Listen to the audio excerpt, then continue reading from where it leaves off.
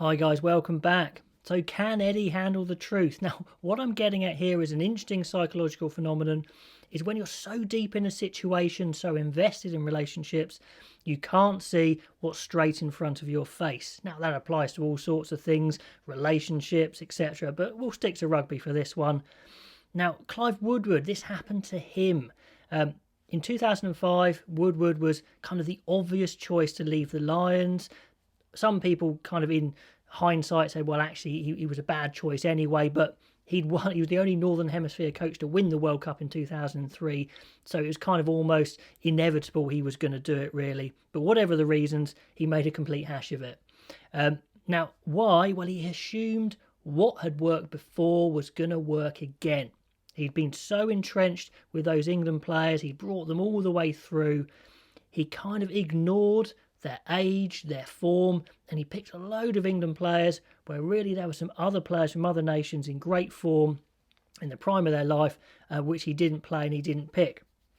And then also he went for the kind of assumption, well, I've won the World Cup, I must be pretty good here, and he made a real deviation from how Lions squads actually work by splitting the midweek and the test side very quickly, creating disquiet in the squad. No one could really play for form. If you were in great form in the midweek side, it was a kind of a lost cause.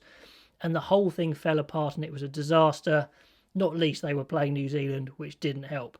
But anyway, he fell into the trap of kind of believing his own hype, if you like, or kind of relying on what he'd done before working again and not being able to see the reality in front of him of actually who were the best players at the time.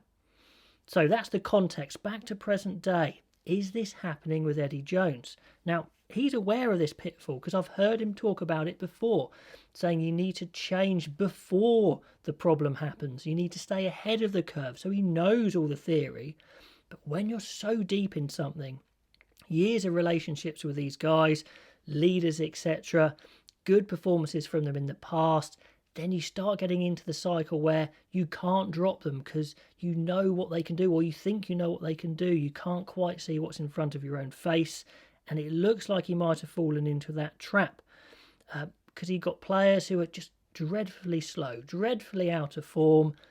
And actually, when you take a step back, dropping some of these players is fine. It's not a problem. They can go away to their clubs, they can regain form, they can prove their fitness. It happens all the time. However, I think he sees it as a bit of the end of the world scenario if he had to drop, say, Owen Farrell, Ben Youngs, etc., where in reality, actually, it wouldn't be. So it's that, situation where emotionally you feel trapped, you think you're in a corner, but actually it's not as bad as you think.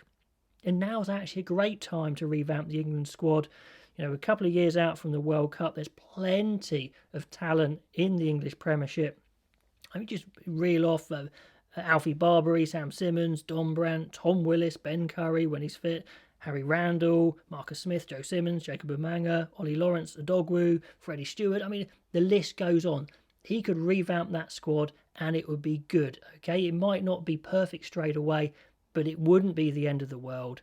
And dropping some of these players, like I said, isn't the end of the world as well. It doesn't mean their England careers are over. So the big question is, can Eddie make that change? Or does he need to? I'm saying he does, but maybe you think he should just stick to how he's going. Can he see that? Can he break free from that cycle? And I think it will take also strong assistant coaches to help him break free.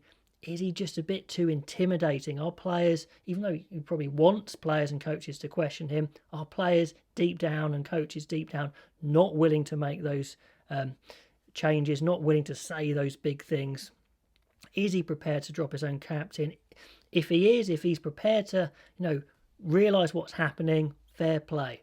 It's a tough thing to do, like I mentioned. Or does it need a fresh pair of eyes? A new coach? I don't know. I'm not saying now's the time, definitely. I want to see what Eddie does here. So let me know. What do you think Eddie should do? Is he in this cycle or have I got this wrong? Will he make the change? Do you think he needs to make the change? It's a very interesting time for the England team and I'd love to know your thoughts and I will catch you next time.